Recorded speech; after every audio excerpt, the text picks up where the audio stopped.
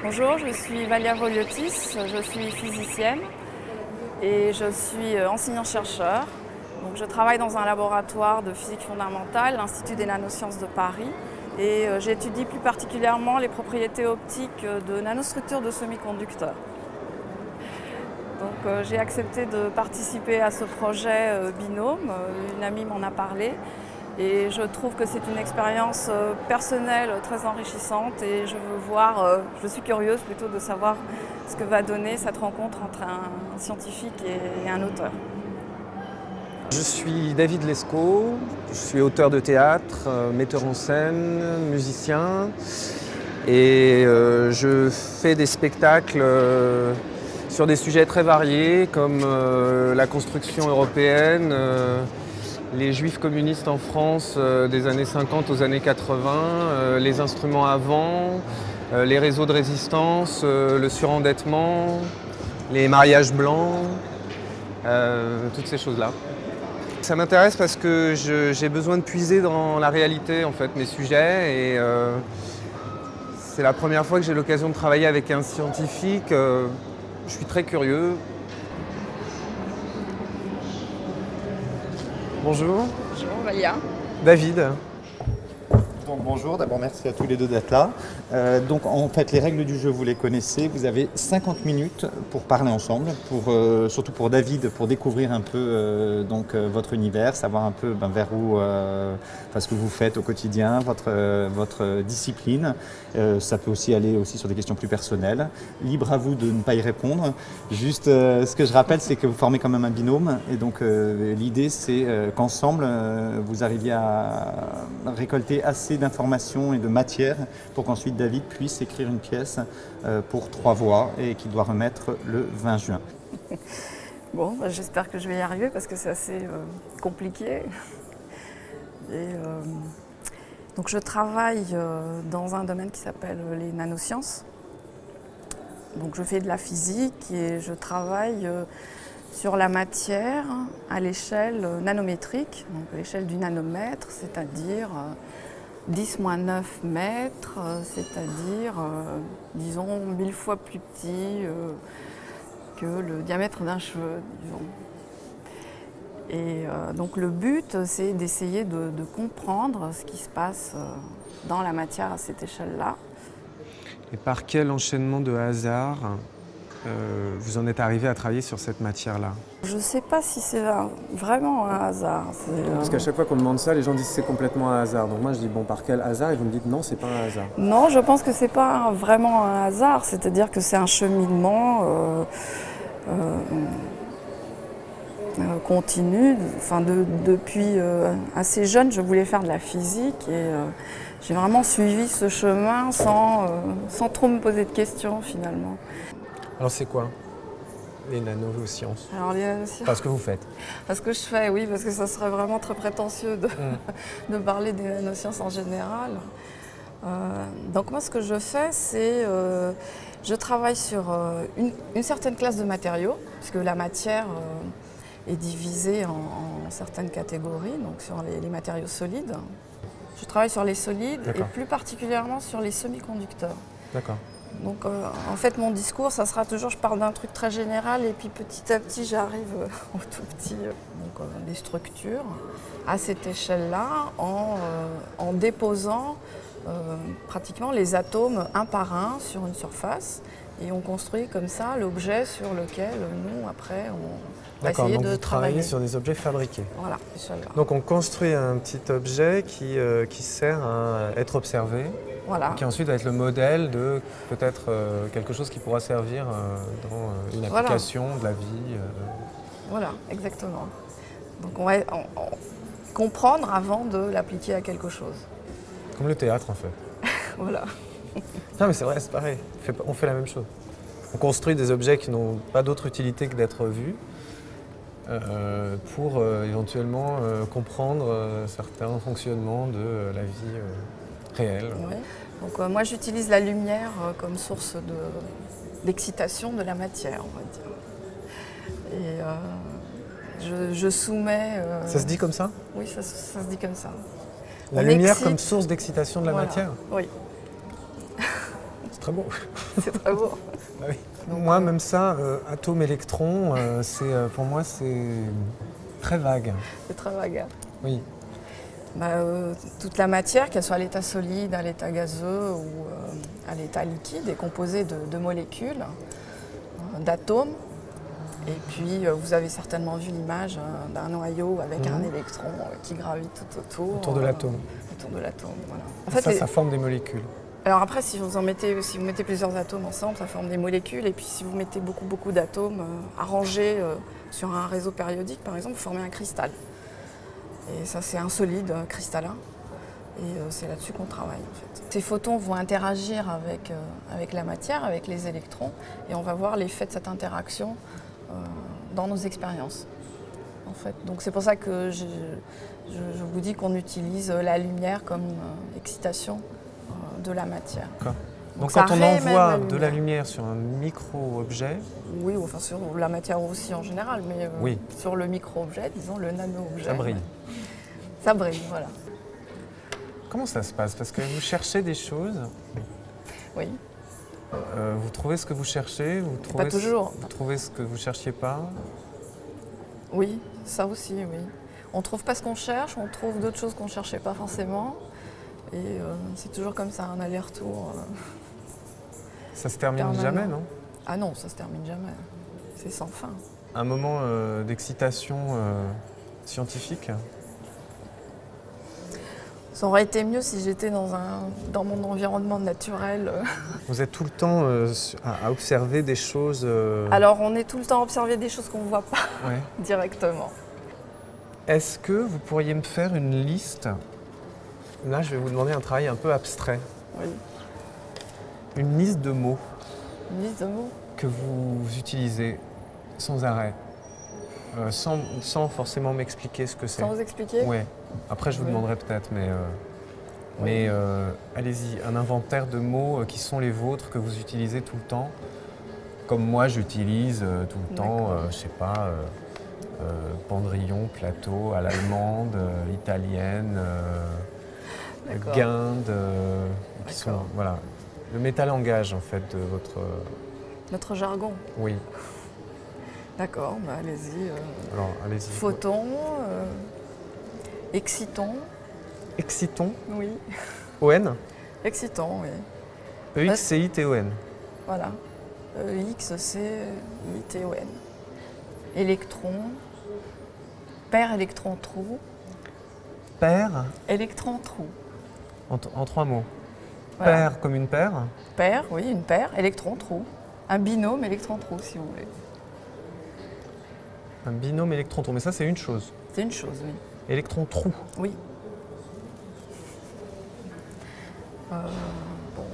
Qu'est-ce que je peux vous dire d'autre? Boîte quantique. C'est difficile comme ça. Oui, je sais. Non, mais prenez le temps. Système à 2 niveaux. Oscillation de Rabi. Oscillation comment? De Rabi. Rabi, c'est RABI? C'est un monsieur, oui. RABI. Contrôle cohérent. Guide d'onde.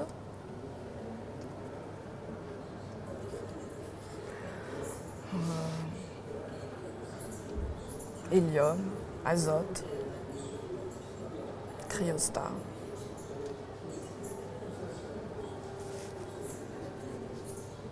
Interféromètre. Interféromètre, oui. Miroir, lentille.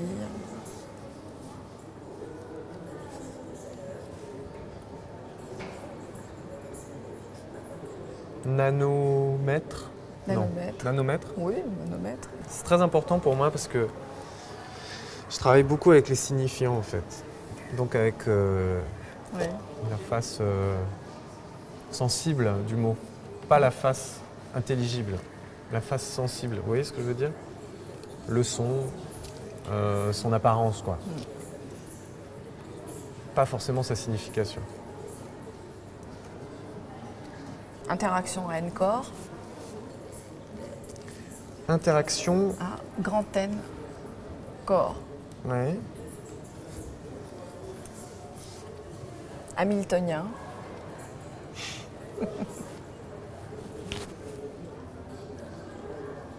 Moment dipolaire.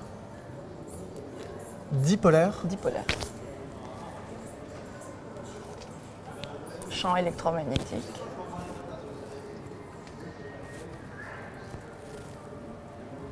Intensité. Puissance.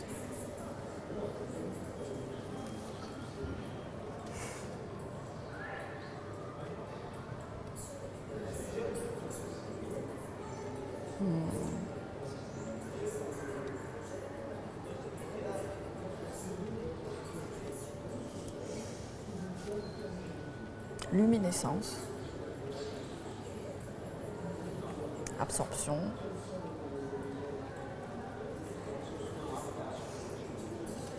Le temps, temporel, phénomène temporel, dynamique.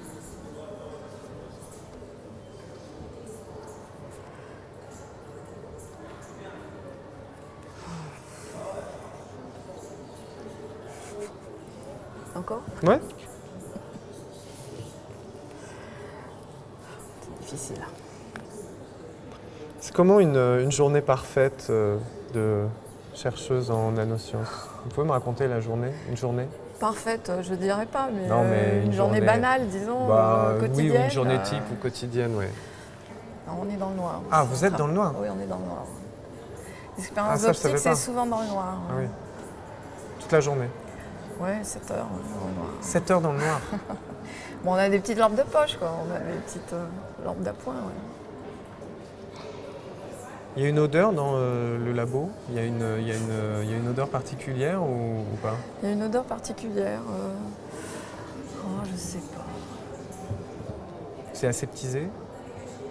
Non, pas vraiment, non. Non, il y a beaucoup de poussière. Il y a beaucoup de poussière. Ce qui pour un laboratoire d'optique n'est pas terrible, mais bon.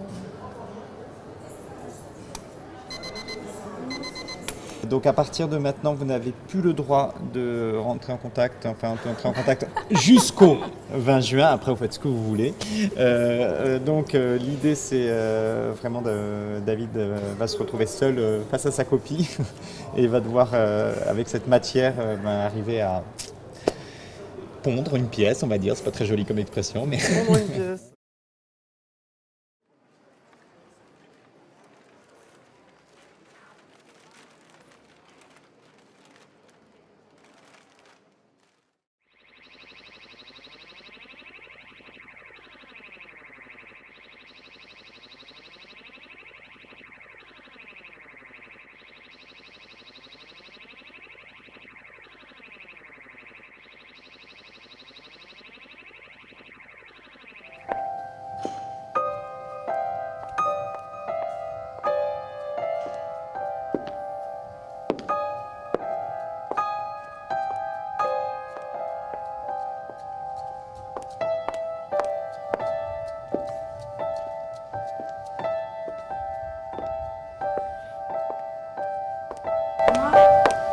J'utilise la lumière comme source d'excitation de la matière.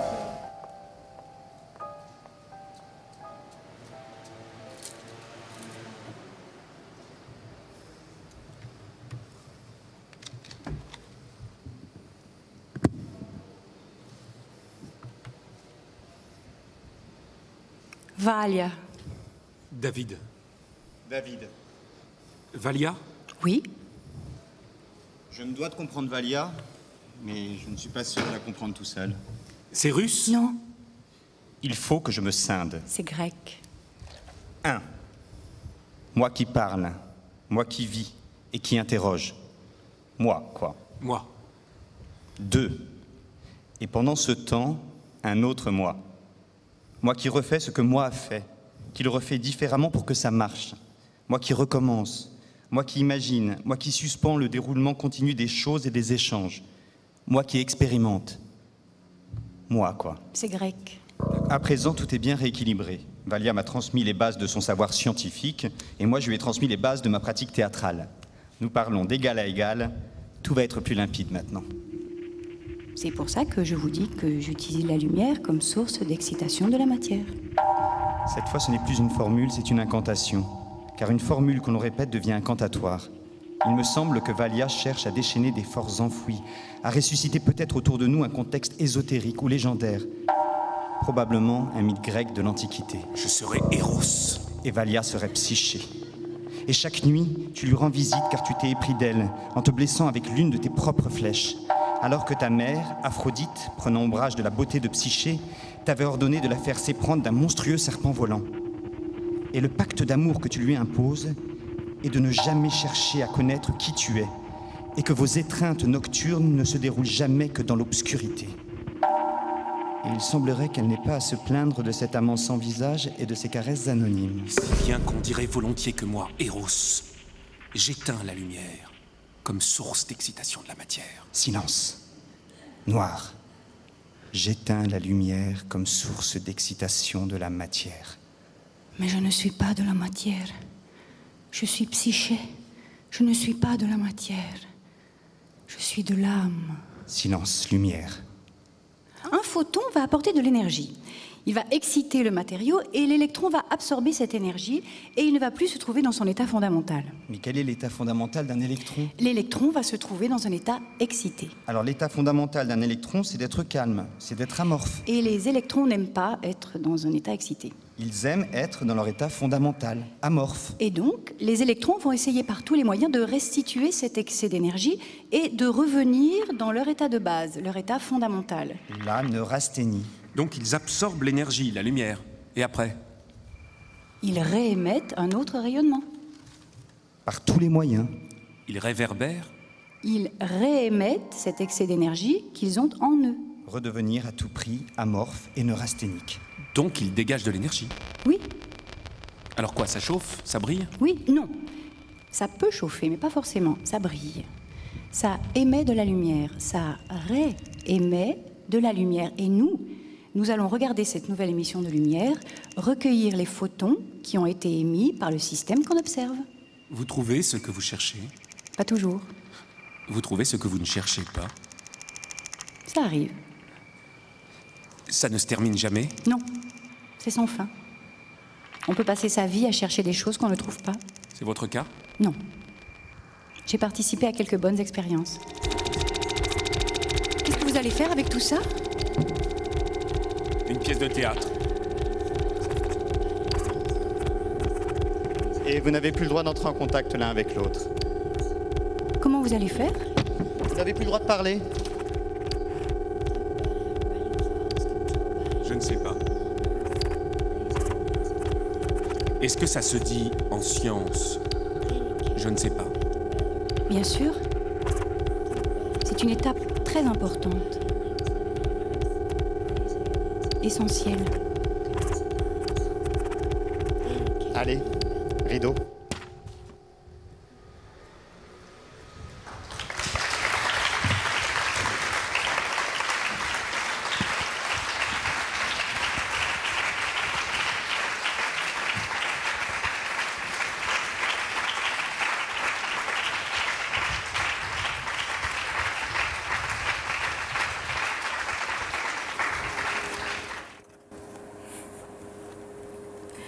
Moi, j'utilise la lumière comme source d'excitation de la matière.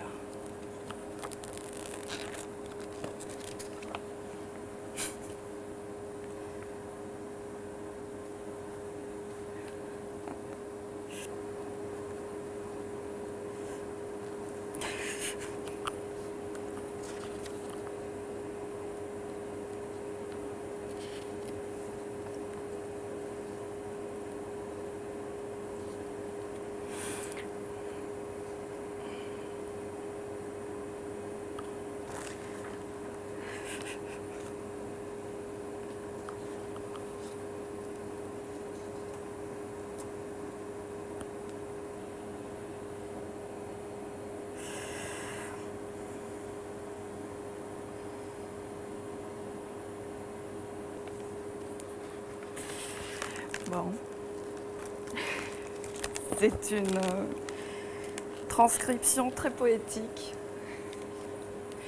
du nano.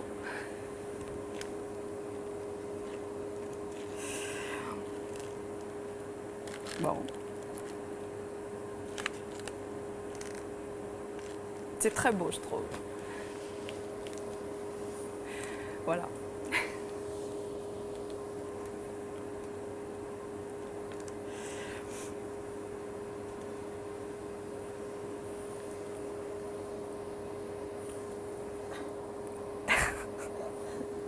C'est bon, là, je peux plus rien dire.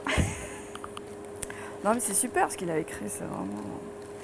Il y a un rythme dans ce qu'il a écrit. Vraiment, c'est très beau.